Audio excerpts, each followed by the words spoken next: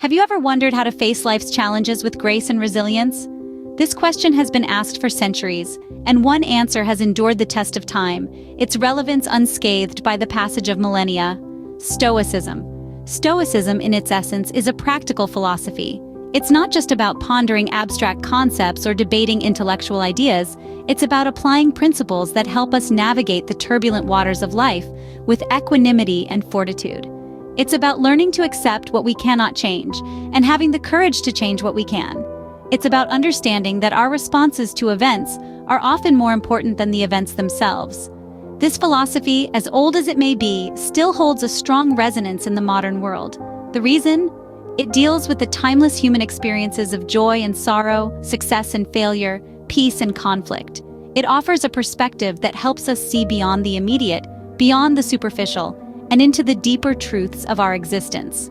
Now you might be wondering, who were the masters of this profound philosophy? Who were the thinkers that shaped these ideas and passed them down through the ages? Well, there were many, but today we'll focus on three of the most influential figures: Seneca, Epictetus, and Marcus Aurelius.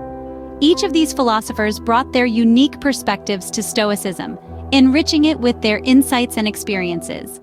Seneca, a statesman and dramatist, used his writing to explore the human condition and the Stoic response to it. Epictetus, a former slave-turned-teacher, emphasized the importance of accepting the things we cannot control. And Marcus Aurelius, a Roman emperor, used his Stoic philosophy to guide his rule, and his private reflections on it are still widely read today. These philosophers, despite their different backgrounds and experiences, all found value in the principles of Stoicism. They found it not just a philosophy, but a way of life, a path to serenity amidst chaos, a guide to living well. Let's delve into the wisdom of these renowned philosophers, starting with Seneca.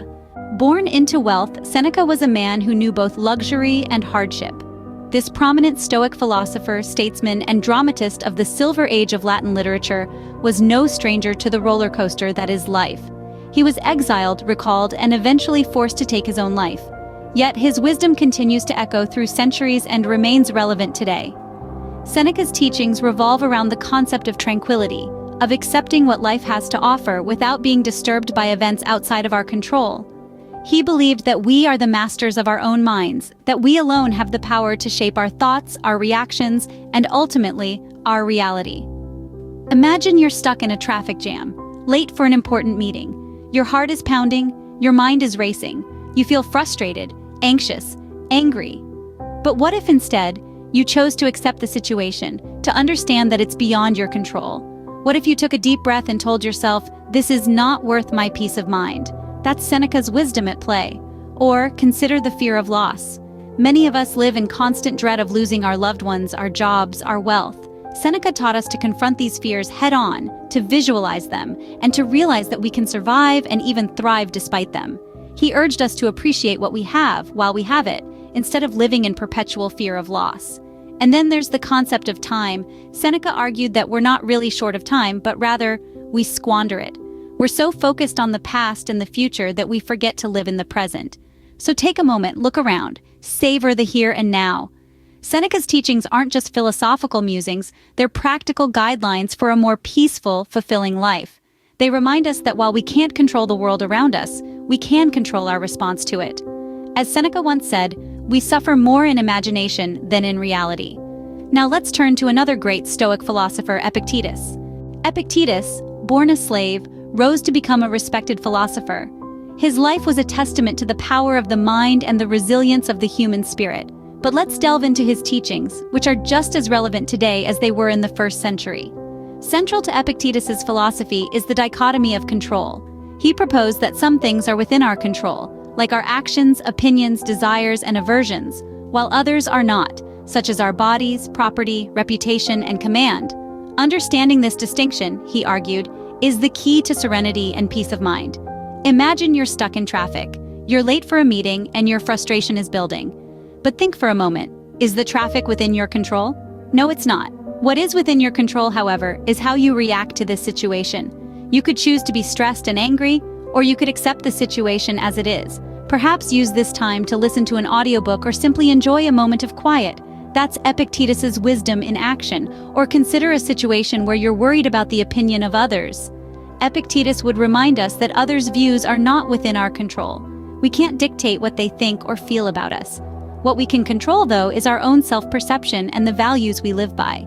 We can strive to be kind, honest, and courageous, regardless of what others might say or think. Epictetus didn't promise a life free of hardship. On the contrary, he acknowledged the inevitability of challenges, but he offered a way to navigate through them. By focusing on what we can control and accepting what we can't, we can reduce stress, promote resilience, and live more fulfilling lives. Epictetus encourages us to focus our energy where it matters most. Next, we'll explore the insights of the last of our trio, Marcus Aurelius. So let's continue this journey into the realm of Stoic wisdom together. Marcus Aurelius, a Roman emperor, found solace in Stoic philosophy amidst the chaos of ruling an empire. This Philosopher King, as he is often known, offers us a unique perspective on mortality and the impermanence of everything. Marcus Aurelius wrote extensively in his Meditations, reflecting on the transient nature of life. He observed that everything we see, touch, and experience is ephemeral. Our bodies, our possessions, the world around us, all are in a constant state of flux, changing and evolving from one moment to the next.